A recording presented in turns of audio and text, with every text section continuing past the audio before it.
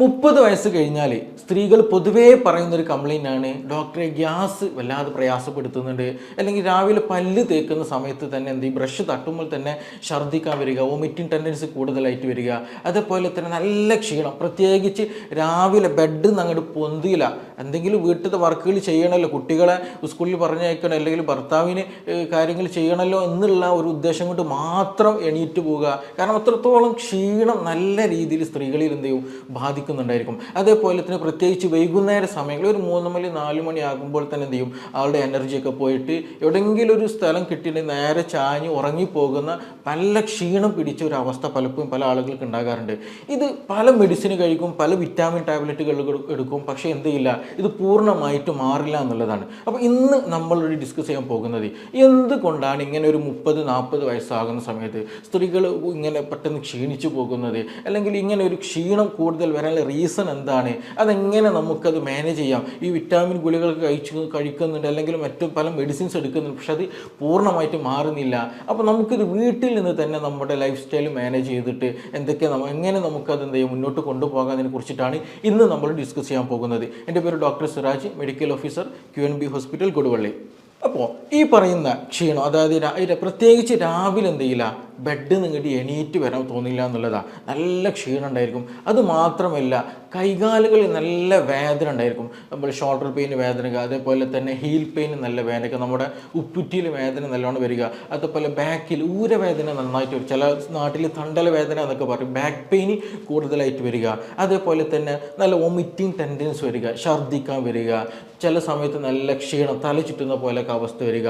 ഇതിൻ്റെയൊക്കെ ഒരു പ്രധാന റീസൺ എന്ന് പറയുന്നത്, പലപ്പോഴും നമ്മൾ പല ടെസ്റ്റുകളൊക്കെ ചെയ്യും, പക്ഷേ മിക്കപ്പോഴും നമ്മൾ ഈ പറയുന്നതിൽ മെഡിസിൻ ഒക്കെ കഴിച്ചാൽ മാറുകയൊക്കെ ചെയ്യും, പക്ഷേ ഇത് വീണ്ടും റിക്കറൻ്റ് ആയിട്ട് വരാനൊരു പ്രധാന റീസൺ എന്ന് പറയുന്നത് സ്ത്രീകളിൽ ഉണ്ടാകുന്ന യൂറിനറി ട്രാക്ട് ഇൻഫെക്ഷനാണ്. ഞാനിത് പറയും, ഇത് എനിക്കറിയാമല്ലോ, ഇത് ഇങ്ങനെ തന്നെയാണല്ലോ, ഇത് വലിയ സംഭവമൊന്നും ഇല്ല എന്ന് നിങ്ങൾക്ക് തോന്നുന്നുണ്ടായിരിക്കും. പക്ഷേ മിക്ക ആളുകളും ഇത് അവഗണിക്കുമ്പോൾ ഇത് ലാസ്റ്റ് സ്റ്റേജിലേക്ക് എത്തിക്കഴിഞ്ഞിട്ടുണ്ടെങ്കിൽ നല്ല സിവിയർ ആയിട്ടുള്ള ഇൻഫെക്ഷനിലേക്ക് എത്തും, ഇമ്മ്യൂണിറ്റി നല്ല രീതിയിൽ വീക്കായി പോകും, മറ്റു പല ബുദ്ധിമുട്ടുകളിലേക്ക് നമ്മൾ നയിക്കും എന്നുള്ളതാണ്. പലരും ഇതെന്തെയില്ല, മൈൻഡാക്കില്ല, അല്ലെങ്കിൽ ഡോക്ടർ എനിക്കത് ഇടയ്ക്കിടയ്ക്ക് വന്നു പോകുന്ന സംഗതിയാണ്, അല്ലെങ്കിൽ എനിക്കത് പ്രശ്നമില്ല, വെള്ളം കുടിച്ചാൽ മാറുന്ന സംഗതിയാണ്, അങ്ങനെ ഒരു നെഗ്ലക്റ്റിംഗ് ടെൻഡൻസി പലപ്പോഴും കാണാറുണ്ട് എന്നുള്ളതാണ്. പക്ഷേ നമ്മൾ ഇതിൽ നിന്ന് മനസ്സിലാക്കേണ്ടത്, UTI എന്ന് പറയുന്നത് നമ്മുടെ ശരീരത്തിൽ അഡിക്കേറ്റഡ് ആയിട്ട് എപ്പോഴും ഇൻഫെക്ഷൻ വരുന്നുണ്ടെങ്കിൽ അതിനർത്ഥം നമ്മുടെ ഇമ്മ്യൂണിറ്റി കുറവാണ്.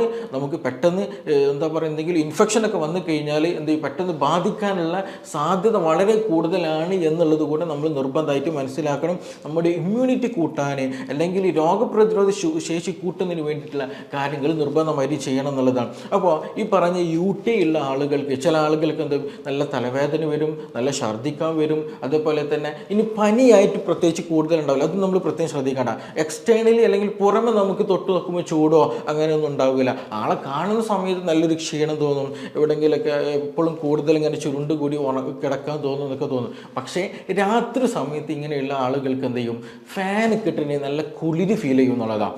ഫാൻ കിട്ടണമെങ്കിൽ പെട്ടെന്ന് എന്ത് ചെയ്യും, മൂടിപ്പോച്ച് കിടക്കാൻ തോന്നുക, അല്ലെങ്കിൽ ഫാൻ ഇടുമ്പോൾ തന്നെ എന്ത് ചെയ്യും, പെട്ടെന്ന് ഓഫാക്കണം എന്നുള്ളൊരു ടെൻഡൻസി ആ ആളുകൾക്ക് ഉണ്ടാകും എന്നുള്ളതാണ്. എസ്പെഷ്യലി രാത്രി സമയത്ത് ഫീവറുള്ള ആളുകൾക്ക്, ഇൻറ്റേർണൽ ഫീവറുള്ള ആളുകൾക്ക് ഇങ്ങനെ ഒരു ടെൻഡൻസി കൂടെ ഉണ്ടാകും എന്നുള്ളതാണ്. അപ്പോൾ UTI ഉണ്ടാകുന്ന യൂറിനറി ട്രാക്ട് ഇൻഫെക്ഷൻ ഉള്ള ആളുകൾക്ക് എന്ത് ചെയ്യും, രാത്രി സമയത്ത് ഫാൻ കിട്ടുന്ന സമയത്ത് നല്ല കുളിര് പോലെ പെട്ടെന്ന് എന്ത് ചെയ്യും, തണുക്കുന്ന പോലെയൊക്കെ ഫീൽ ചെയ്യും. അതേപോലെ ചില ആളുകൾക്ക് എന്ത് സംഭവിക്കാറുണ്ട്, വായ കഴിക്കുന്ന ഒരു കയ്പ്പ് രസം, ഒരു രുചി കിട്ടാറുണ്ട് എന്നുള്ളതാണ്. അപ്പോൾ നമ്മൾ മനസ്സിലാക്കേണ്ടത് സംതിങ് എന്തോ ഒരു പ്രശ്നമുണ്ട്, സംതിങ് ഫിഷി, എന്തോ ഒരു പ്രശ്നം ഉണ്ട് എന്നുള്ളത് എന്ത് ചെയ്യണം, നമ്മൾ തീർച്ചയായിട്ടും മനസ്സിലാക്കണം എന്നുള്ളതാണ്. അപ്പോൾ അതിന് ഈ പറഞ്ഞ പോലെ കുളിര് വരാം, ചില ആളുകൾക്ക് വായിൽ കയ്പ്പ് വരാം, ചില ആളുകൾ നല്ല രീതിയിൽ ബാക്ക് പെയിൻ വരും എന്നുള്ളതാണ്, ഊരവേദന വരിക എന്നുള്ളത്. അപ്പോൾ ചിലപ്പോൾ എന്തെങ്കിലും നമ്മളത് തെറ്റിദ്ധരിച്ചിട്ട് എന്തെങ്കിലും ഡിസ്കിന് പ്രശ്നമായിട്ട് ചില ആളുകൾ തെറ്റിദ്ധരിക്കാറുണ്ട്, അതല്ലെങ്കിൽ കോൺസ്റ്റിപ്പേഷൻ റിലേറ്റഡ് ആയിട്ട് എന്തെങ്കിലും പ്രശ്നമായാലും തെറ്റിദ്ധരിക്കാറുണ്ട്. ഇനി അതല്ല വേറെ എന്തെങ്കിലും വീണത് പ്രകാരം അല്ലെങ്കിൽ ഇനി ഒന്നുമല്ല എന്നുണ്ടെങ്കിൽ പീരീഡ്സ് സംബന്ധമായിട്ടുള്ള പ്രശ്നങ്ങളായിരിക്കും എന്നുള്ള രീതിയിൽ അതെന്ത് ചെയ്യും പരിഗണിക്കാതെ മാറ്റിവെക്കുന്ന പല ആളുകളും ഉണ്ട് എന്നുള്ളതാണ്. പക്ഷേ മിക്ക ആളുകൾക്കും ഒരു 60-70% ആളുകൾ വരുമ്പോൾ അവർക്ക് UTI കേസുകളിൽ പൊതുവെ എന്തുണ്ടാകാറുണ്ട്, ഈ പറയുന്ന ബാക്ക് പെയിൻ ഉണ്ടാകാറുണ്ട് എന്നുള്ളതാണ്. അപ്പോൾ നല്ല വെള്ളം കുടിക്കുന്ന സമയത്ത് എന്ത് ചെയ്യും, ഈ വേദന മാറും എന്നുള്ളതാണ് ഇതിൻ്റെ മറ്റൊരു പ്രത്യേകത എന്നുള്ളത്. അപ്പോൾ ഈ പറഞ്ഞതുപോലെ ചില ആളുകൾക്ക് എന്ത് ചെയ്യും, ഈ പറഞ്ഞതുപോലെ ബാക്ക് പെയിൻ ഉണ്ടായിരിക്കും. ഇനി മറ്റു ചില ആളുകൾക്ക് എന്ത് ചെയ്യും, ശരീരം മുഴുക്കെ വേദന ഉണ്ടായിരിക്കും, നല്ല ക്ഷീണം ഉണ്ടായിരിക്കും, കൂടുതൽ നടന്നാൽ വേദന, മസിൽ നല്ലോണം രീതി കോച്ചി പിടിക്കുക, അതുപോലെ തന്നെ ഒരു ഭാഗത്ത് നിന്ന് ഇരുന്ന് എണീക്കുമ്പോൾ പൊന്തി കിട്ടില്ല, കൈകാലുകൾക്ക് വേദന വരിക, കഴുത്ത് വേദന വരിക, കൈക്കൊക്കെ തരിപ്പ് അനുഭവപ്പെടുക, ഇങ്ങനെയൊക്കെയുള്ള പല അവസ്ഥകൾ, അങ്ങനെ ബോഡി മുഴുവനായിട്ട് കൈകാലുകൾക്കിടയിൽ എന്ത് ചെയ്യുക, ഈ ഒരു പെയിൻഫുൾ ആയിട്ടുള്ള ഒരു കണ്ടീഷൻ വരിക, നല്ല ക്ഷീണം അല്ലെങ്കിൽ കോച്ചിപ്പിടുത്തം, ഇങ്ങനെയൊക്കെയുള്ള അസ്വസ്ഥതകൾ ഉണ്ടാകുക എന്നുള്ളതാണ് ഈ ഒരു മറ്റൊരു അടയാളമായിട്ട് നമുക്ക് പറയാനുള്ളത് എന്നുള്ളത്. അപ്പോൾ ഇത് എന്തുകൊണ്ട് ഈ സ്ത്രീകളിൽ കൂടുതലായിട്ട് വരുമെന്ന് ചോദിച്ചിട്ടുണ്ടെങ്കിൽ അതിന് ഒരുപാട് കാരണങ്ങളുണ്ട്. നമ്മളിപ്പോൾ എന്തൊക്കെ പ്രശ്നങ്ങളെന്ന് പറഞ്ഞല്ലോ. അപ്പോൾ ഇത് സ്ത്രീകളിൽ ഒരു 30 വയസ്സ് കഴിഞ്ഞാൽ ഇത് പൊതുവായിട്ട് ഇന്ന് കംപ്ലൈൻറ്റുകൾ വരുന്ന സംഗതികളാണ് ഇതൊക്കെ. അപ്പോൾ ഇത് വരാനുള്ളൊരു പ്രധാന റീസൺ എന്ന് പറഞ്ഞിട്ടുണ്ടെങ്കിൽ ഒന്ന് ഹൈജീനിക് ആയിരിക്കുക എന്നുള്ളത് വളരെ ഇമ്പോർട്ടൻ്റ് ആയ കാര്യം. പലപ്പോഴും പല സ്ത്രീകളും ഇന്ന് ഹൈജീനിക് ആകുന്നില്ല എന്നുള്ളത് വളരെ ഇമ്പോർട്ടൻ്റ് ആയിട്ടുള്ള കാര്യം തന്നെയാണ്. അപ്പോൾ ഡോക്ടർ ഇത് 21ാം നൂറ്റാണ്ടായല്ലോ, എല്ലാവർക്കും ഇതിനെക്കുറിച്ച് അറിയുന്നതാണല്ലോ, ഇങ്ങനെയൊക്കെ തെറ്റിദ്ധരിക്കുന്നവരുണ്ട്. പക്ഷേ നമ്മൾ ചില ആളുകൾ എന്ത് ചെയ്യും, നമ്മൾ ആ ഒരു പ്രൈവറ്റ് പാർട്ടുകളിൽ ശരിയായ രീതിയിൽ എന്തെങ്കിലും വാഷ് ചെയ്യില്ല. ഇനി അത് വാഷ് ചെയ്താൽ തന്നെ ശരിയായതിൽ ഡ്രൈനെസ് അല്ലെങ്കിൽ അവിടെ ഉണക്കാതെ ഒരു നനവ് എപ്പോഴും ഫീൽ ചെയ്ത് വെക്കുന്നുണ്ടെങ്കിൽ എന്ത് ചെയ്യും, അത് പെട്ടെന്ന് എന്ത് ചെയ്യും, ഇൻഫെക്ഷൻ ഉണ്ടാക്കാനുള്ള സാധ്യത വളരെ കൂടുതലായിട്ട് സാധ്യതകൾ ഉണ്ടാക്കുന്നുണ്ടെന്നുള്ളതാണ്. അതായത് ആ ഒരു ഭാഗത്ത് വെള്ളം നനവ് ശരിയായ രീതിയിൽ പോകുന്നില്ല. നമ്മൾ ടോയ്ലറ്റിലൊക്കെ പോയിട്ട് വാഷ് ചെയ്ത് വരുന്ന സമയത്ത് നല്ല ഡ്രൈ ആക്കിയിട്ടുള്ള ഒരു കണ്ടീഷൻ ആക്കി എടുക്കണം. ഇല്ല എന്നുണ്ടെങ്കിൽ എന്ത് സംഭവിക്കും, അവിടെ ആ ഒരു നനവും അവിടെ ഉണ്ടാകുന്ന ഒരു ഹീറ്റെല്ലാം കൂടി കഴിഞ്ഞിട്ട് അവിടെ പെട്ടെന്നുള്ള ഇൻഫെക്ഷനുള്ള സാധ്യത വളരെ വളരെ കൂടുതലാണെന്നുള്ളതാണ്. അപ്പോൾ എന്താ ചെയ്യുക, ഹൈജീനിക് ഇമ്പോർട്ടൻ്റ്. അതേപോലെ തന്നെ ഒരു ദിവസം ഇങ്ങനെ എസ്പെഷ്യലി ഇങ്ങനെ ഇടയ്ക്കിടയ്ക്ക് ഇങ്ങനെ ഇൻഫെക്ഷനൊക്കെ വരുന്ന സമയത്ത് UTI ഉള്ള ആളുകൾ ശ്രദ്ധിക്കേണ്ടതാണ് എന്ത്, ഒരു ദിവസം എന്ത് ചെയ്യുക, ഒന്നിലധികം 2-3 ഇന്നർവെയർ എന്ത് ചെയ്യണം, മാറി ഉപയോഗിക്കാൻ പ്രത്യേകം ശ്രദ്ധിക്കുക. നല്ല വൃത്തിയുള്ള ഇന്നർവെയർ മാറ്റിയിടാൻ പ്രത്യേകം ശ്രദ്ധിക്കുക എന്നുള്ളതാണ്. ഒരു ഇന്നർ രാവിലെ ഇട്ടിട്ട് പിറ്റേ ദിവസം ഇടുന്ന വരെ 24 മണിക്കൂർ നമ്മൾ ഉപയോഗിക്കുന്ന സമയത്ത് ആ ഒരു ഭാഗത്ത് എന്ത് ചെയ്യും, ആ ഒരു കോട്ടണിലും പ്രത്യേകിച്ച് ഈ പറഞ്ഞ പോലെ അവിടെ ഒരു ഹീറ്റ് അക്യുമുലേഷൻ ഉണ്ടായിരിക്കും. പ്രത്യേകിച്ച് വിയർപ്പൊക്കെ ഉള്ള ആളുകളാണെന്ന് പെട്ടെന്ന് നനവൊക്കെ വന്നിട്ട് എന്ത് ചെയ്യും, പെട്ടെന്ന് ഇൻഫെക്ഷനുള്ള സാധ്യത വളരെ കൂട്ടും എന്നുള്ളതാണ്. അപ്പോൾ അത് നിർബന്ധമായിട്ട് ശ്രദ്ധിക്കണം എന്നുള്ളതാണ്. അപ്പോൾ ഹൈജീനിക് വളരെ ഇമ്പോർട്ടൻ്റ്. പ്രത്യേകിച്ച് ചെറിയ കുട്ടികൾ നമ്മൾ കേസുകൾ എടുക്കുകയാണെന്നുണ്ടെങ്കിൽ, പെൺകുട്ടികളുടെ കേസുകൾ എടുക്കുകയാണെന്നുണ്ടെങ്കിൽ അവരും എന്ത് ചെയ്യും, സ്കൂളൊക്കെ പോകുന്ന സമയത്ത് അല്ലെങ്കിൽ കോളേജിലൊക്കെ പോകുന്ന സമയത്ത് അവരും ഇത് പലപ്പോഴും ഹൈജീനിക്കിൽ വലിയ രീതിയിൽ കോൺസെൻട്രേഷൻ കൊടുക്കാറില്ല എന്നുള്ളതാണ്. അപ്പോൾ അങ്ങനെ വന്നു കഴിഞ്ഞാൽ അങ്ങനെയുള്ള ആളുകൾക്ക് ഈ പറഞ്ഞതുപോലെ UTI-നുള്ള സാധ്യത, മൂത്രത്തിൽ ഇൻഫെക്ഷനുള്ള സാധ്യത വളരെ കൂടുതലാണെന്നുള്ളത് നമ്മൾ മനസ്സിലാക്കണം. രണ്ടാമത് വലിയൊരു ഫാക്ടർ ഞാൻ നേരത്തെ പറഞ്ഞു, 30 വയസ്സിന് ശേഷം ഇതിങ്ങനെ കൂടാനുള്ള പ്രധാന കാരണം എന്ന് വെച്ചിട്ടുണ്ടെങ്കിൽ ഡയബറ്റിക് ആണ്, ഷുഗർ വരുന്നു എന്നുള്ളതാണ് മിക്ക ആളുകളുടെയും പ്രയാസം എന്നുള്ളത്. കാരണം നമ്മുടെ ഷുഗർ നമ്മുടെ ശരീരത്തെ ബാധിച്ചു കഴിഞ്ഞാൽ നമ്മുടെ ഇമ്മ്യൂണിറ്റിയെ തന്നെ നല്ല രീതിയിൽ ബാധിക്കും. അത് നമ്മൾ ടോട്ടൽ ബോഡി മെറ്റബോളിസം പക്ക എന്ത് ചെയ്യും, നല്ല മാറ്റങ്ങൾ വരും, ചിലത് കൂടും, ചിലത് ഡൗൺ ആയി പോയും. അങ്ങനെ ഇമ്മ്യൂണിറ്റി ടോട്ടൽ എന്ത് ചെയ്യും, ആ സമയത്ത് ഡൗൺ ആകുകയും ഇൻഫ്ലമേഷൻസ് അമിതമായിട്ട് ശരീരത്തിൽ വന്നുകൊണ്ടിരിക്കും എന്നുള്ളതാണ്. അതുകൊണ്ട് തന്നെ ഷുഗറുള്ള ആളുകൾക്ക് എന്ത് ചെയ്യുന്നത് നമുക്ക് തന്നെ അറിയാം, നമ്മുടെ വീട്ടിൽ അല്ലെങ്കിൽ നമ്മുടെ പരിചയത്തിലുള്ള ആളുകൾ ഉണ്ടായിരിക്കും. എന്താണ് ഈ ഷുഗർ വന്നു കഴിഞ്ഞാൽ എന്ത് ചെയ്യും, പെട്ടെന്ന് അസുഖങ്ങൾ വരും, ഒന്ന് മാറി അടുത്ത മാറി അടുത്തത്, ഇങ്ങനെ റിപ്പീറ്റഡ്ലി എന്ത് ചെയ്യും, അസുഖങ്ങൾ വരും എന്നുള്ളതാണ്. അപ്പോൾ അതൊരു കാരണമാണ്. രണ്ടാമത്തത്, ഷുഗർ വന്നു കഴിഞ്ഞാൽ നമ്മൾ പൊതുവെ എന്ത് ചെയ്യും, നമുക്കറിയാം മൂത്രം കൂടുതലായിട്ട് നമ്മൾ ഒഴിക്കും എന്നുള്ളതാണ്. മൂത്രം രാത്രി സമയത്ത് പലപ്പോഴും പല ആളുകൾക്ക് ഉറക്കം പോലും നഷ്ടപ്പെടും. എന്ത് ഷുഗർ ഉണ്ടെങ്കിൽ മൂത്രം കൂടുതലായിട്ട് ഒഴിച്ചിട്ട് എന്ത് ചെയ്യും, ഉറക്കം നഷ്ടപ്പെടും. അപ്പോൾ പല ആളുകൾ എന്ത് ചെയ്യും, നമ്മൾ വിരുന്നിന് പോകുന്ന സമയത്ത്, പുറത്ത് പോകുന്ന സമയത്ത്, അല്ലെങ്കിൽ ഉറങ്ങാൻ പോകുന്ന സമയത്തൊക്കെ മനസ്സിലാക്കിയിട്ട് എന്ത് ചെയ്യും, വെള്ളം കൂടി നല്ല രീതിയിൽ കട്ട് ചെയ്യുന്നുള്ളതാണ്. ശരീരത്തിന് വേണ്ട വെള്ളം ശരിയായ രീതിയിൽ കുടിക്കാതിരിക്കുമ്പോൾ സ്വാഭാവികമായിട്ടും എന്ത് സംഭവിക്കും, ഈ പറഞ്ഞതുപോലെ മൂത്രത്തിൽ ഇൻഫെക്ഷൻ വരുന്നതാണ്. അപ്പോൾ ഷുഗർ കാരണമായിട്ട് 2 രീതിയിൽ ഇത് ബാധിക്കുന്നുണ്ട്. ഒന്ന്, നമ്മുടെ ഇമ്മ്യൂണിറ്റി ഡൗൺ ആയി കഴിയുമ്പോൾ പെട്ടെന്ന് ഇൻഫെക്ഷൻ ബാധിക്കും. 2, ഷുഗർ കൂടിക്കഴിഞ്ഞാൽ സ്വാഭാവികമായിട്ടും മിക്ക ആളുകൾ വെള്ളം കൂടി കുറക്കും. അങ്ങനെ കുറച്ച് കഴിഞ്ഞാൽ ഈ പറഞ്ഞതുപോലെ UTI വരും എന്നുള്ളതാണ്. ഇനി മറ്റൊരു കാരണം എന്താണെന്ന് ചോദിക്കുകയാണെങ്കിൽ മൂത്രം പിടിച്ച് വെക്കുന്ന ടെൻഡൻസി പല ആളുകൾക്കുണ്ട്. എസ്പെഷ്യലി നമ്മളൊരു പ്രൊഫഷണൽ വർക്ക് സൈഡിലെ ടീച്ചേഴ്സ്, എല്ലാ ടീച്ചേഴ്സിനും പറയല്ല കേട്ടോ, എന്തെങ്കിലും ഒഫീഷ്യലി നമ്മൾ എന്താ പറയുക കൂടുതലായിട്ട് ഒരു വർക്കിൽ എൻഗേജ്ഡ് ആയിരിക്കുന്ന സമയത്ത് എന്താ ചെയ്യുക, ഇത് കഴിഞ്ഞിട്ടേ പോവുകയുള്ളൂ. ഇപ്പോൾ എസ്പെഷ്യലി കുട്ടികളൊക്കെ ആണെന്നുണ്ടെങ്കിൽ സ്കൂളിൽ പോകുന്ന സമയത്ത് ചില ടീച്ചേഴ്സ് സ്കൂളിൽ നിന്ന് മൂത്രിക്കാൻ വിടാത്ത കണ്ടീഷനിൽ ടീച്ചേഴ്സിന് പേടിച്ചിട്ട് അല്ലെങ്കിൽ ബാത്റൂമിൽ പോകാൻ മടിച്ചിട്ട് എന്ത് ചെയ്യും, ഈ പറഞ്ഞതുപോലെ വെള്ളം കുടിക്കുകയില്ല. ഇനി മൂത്രം ഒഴിക്കാൻ വന്നാൽ തന്നെ എന്ത് ചെയ്യും, മൂത്രം ഒഴിക്കില്ല, പിടിച്ചു വെക്കുന്ന ടെൻഡൻസി ഉണ്ടാകാറുണ്ട്. അതും ഈ പറഞ്ഞതുപോലെ നമ്മുടെ UTI ഉണ്ടാകാനുള്ള സാധ്യത കൂട്ടുന്നതാണ്. അതുപോലെ അത് ബ്ലാഡറിനെയും നമ്മുടെ കിഡ്നിയെയും അത് സാരമായി ബാധിക്കും എന്നുള്ളത് തന്നെ നമ്മൾ മനസ്സിലാക്കേണ്ടത്. അപ്പോൾ എപ്പോഴാണ് മൂത്രം ഒഴിക്കാനുള്ള ടെൻഡൻസി ഉണ്ടാകുന്നത് അപ്പോൾ തന്നെ അത് മൂത്രം ഒഴിച്ച് അല്ലെങ്കിൽ അത് എന്ത് ചെയ്യുക, ക്ലിയർ ചെയ്യേണ്ടതാണ്. ഇല്ല എന്നുണ്ടെങ്കിൽ UTIക്കുള്ള സാധ്യത വളരെ വളരെ കൂടുതലാണ് എന്നുള്ളതാണ്. ഇനി മറ്റൊരു കാരണം എന്താണ് ചോദിക്കുകയെന്നുണ്ടെങ്കിൽ സ്റ്റോൺ ഉള്ള ആളുകൾക്ക്, മൂത്രത്തിൽ കല്ല് ഉള്ള ആളുകൾക്ക് ഈ പറഞ്ഞതുപോലെ എന്ത് സംഭവിക്കും, മൂത്രത്തിൽ ഇടയ്ക്കിടയ്ക്ക് ഇങ്ങനെ ഇൻഫെക്ഷൻ ഉണ്ടാകും എന്നുള്ളതാണ്. നമുക്കറിയാം മൂത്രത്തിൽ കല്ല് നിന്ന് മറ്റൊരു വശം തന്നെയാണ്, അല്ലെങ്കിൽ മറ്റൊരു അസുഖം തന്നെയാണ്. അപ്പോൾ ഈ മൂത്രത്തിൽ കല്ല് വരെ റിസർച്ച് ചെയ്യുകയാണെന്നുണ്ടെങ്കിലും എന്താണ്, വെള്ളം കൂടി കുറഞ്ഞാലാണ് ഈ കല്ലും വരുന്നത്. നമ്മുടെ ശരീരത്തിൽ ഒരു നമുക്കറിയാം 75% അല്ലെങ്കിൽ ആ നിയറസ്റ്റ് ആയിട്ട് എന്തുണ്ട്, അത്രത്തോളം വെള്ളം ഉണ്ട് എന്നുള്ളതാണ്. കാരണം അപ്പോൾ ആ ഒരു വെള്ളത്തിൻ്റെ എമൗണ്ടിൽ മാറ്റങ്ങൾ വന്നു കഴിഞ്ഞാൽ എന്ത് ചെയ്യും, നമ്മുടെ ശരീരത്തിൽ ഉണ്ടാകുന്ന സോൾട്ടുകൾ അക്യുമുലേറ്റ് ചെയ്തിട്ട് എന്ത് ചെയ്യും, ഈ പറഞ്ഞ സ്റ്റോണുകളായിട്ട് മാറും എന്നുള്ളതാണ്. സിമ്പിളായിട്ട് പറയുകയാണെങ്കിൽ നമ്മുടെ യൂറിക് ആസിഡ് സ്റ്റോൺ എന്ന് പറയുന്നത്, അത് യൂറിക് ആസിഡ് എന്നുള്ളത് നമ്മുടെ ശരീരത്തിൽ ഉണ്ടാകുന്ന ഒരു ബൈ പ്രൊഡക്റ്റ് ആണ്, വേസ്റ്റ് മെറ്റീരിയലാണ്. അപ്പോൾ അത് പൊതുവേ എല്ലാവരുടെ ശരീരത്തിൽ എന്ത് ചെയ്യും, ഈ പറഞ്ഞതുപോലെ മൂത്രത്തിലൂടെ റിമൂവ് ചെയ്യും എന്നുള്ളതാണ്. അപ്പോൾ ഇനി അഥവാ വെള്ളം കൂടി കുറഞ്ഞ ഒരാൾ അല്ലെങ്കിൽ യൂറിക് ആസിഡ് ശരീരത്തിൽ കൂടുതലായിട്ട് ഉൽപ്പാദിപ്പിക്കപ്പെടുന്ന ആളുകളെ സംബന്ധിച്ചിടത്തോളം എന്ത് ചെയ്യും, ഈ യൂറിക് ആസിഡ് അക്യുമുലേറ്റ് ചെയ്തിട്ട് അത് പിന്നെ എന്ത് ചെയ്യും, സംശീകരിച്ചിട്ട് അത് ചെറിയ രൂപത്തിലെ കല്ലുകളായിട്ട് മാറും എന്നുള്ളതാണ്. അപ്പോൾ അങ്ങനെ യൂറിക് ആസിഡ് എന്ത് ചെയ്യും, അത് സ്റ്റോൺ ആയിട്ട് മാറും. അത് വെള്ളത്തിൻ്റെ എമൗണ്ട് നമ്മുടെ ശരീരത്തിൽ കുറഞ്ഞു കഴിഞ്ഞാൽ പിന്നീട് എന്ത് ചെയ്യും, അവിടെ സംശീകരിച്ചിട്ട് ഈ പറയുന്ന സോൾട്ടുകളെല്ലാം സ്റ്റോണുകളായിട്ട് രൂപാന്തരപ്പെടും എന്നുള്ളതാണ്.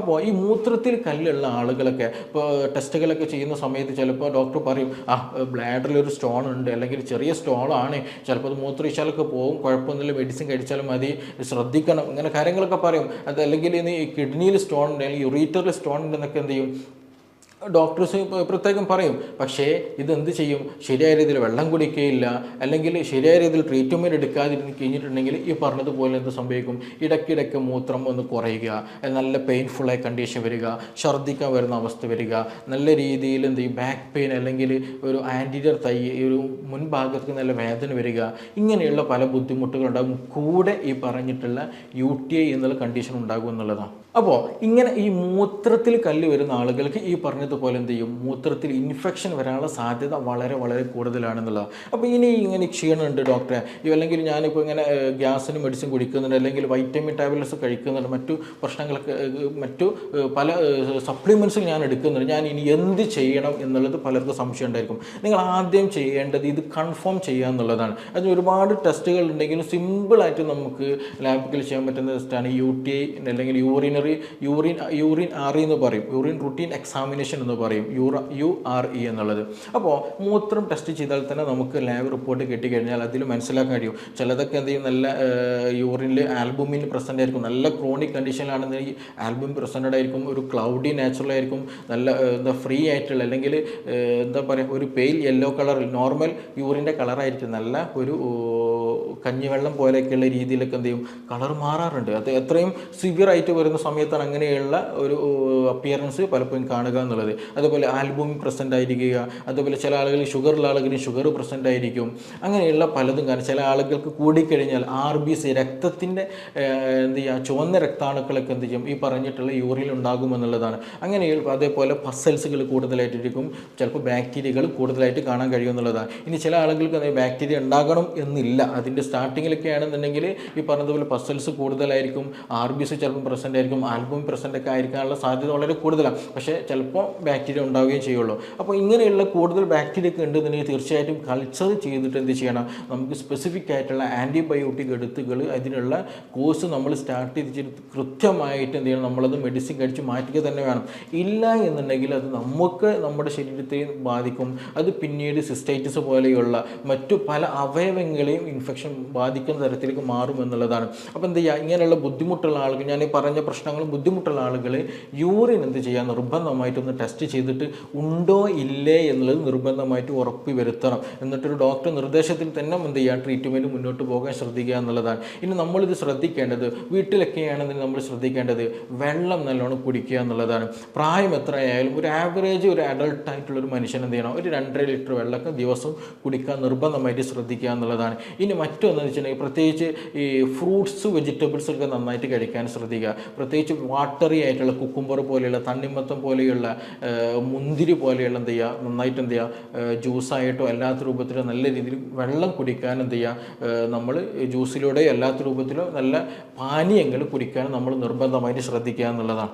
അതേപോലെ തന്നെ എന്ത് ചെയ്യുക, വെള്ളത്തിൽ നമ്മൾ ഇങ്ങനെയുള്ള ഗ്യാസിൻ്റെ പ്രശ്നങ്ങൾ, ഛർദ്ദിക്കാൻ വരുന്നുണ്ട്, ഇങ്ങനെയുള്ള കോച്ചിപ്പ് വരുന്ന പനിയൊക്കെ വരുന്ന ആളുകൾക്ക് ഏറ്റവും ബെസ്റ്റ് ആയിട്ടുള്ളൊരു ഹോം റെമഡിയാണ് മല്ലി. നമ്മൾ വീട്ടിൽ കൊത്തമ്പാലി എന്നൊക്കെ പറയും ചില നാടുകൾ, കൊറിയാണ്ടർ എന്ന് പറയും, നമ്മൾ മല്ലിപ്പൊടി ഉണ്ടാക്കുന്ന ഉരുണ്ടിട്ടുള്ള ആ ഒരു സംഗതി. അതെന്ത് ചെയ്യുക, വെള്ളത്തിലിട്ട് നമ്മൾ ജീരകവെള്ളം ഉണ്ടാക്കുന്ന പോലെ എന്ത് ചെയ്യുക, മല്ലി തിളപ്പിച്ച് ആ വെള്ളം സ്ഥിരമായിട്ട് ഒരു 2.5 ലിറ്ററൊക്കെ നമ്മൾ ഭക്ഷണം കഴിച്ചു കഴിഞ്ഞാൽ അല്ലാതെ ദാഹിക്കുന്ന സമയത്തൊക്കെ എന്ത് ചെയ്യുക, ആ വെള്ളം നന്നായിട്ട് കുടിക്കുക. അതേപോലെ ജീരക വെള്ളം നന്നായിട്ട് കുടിക്കുക.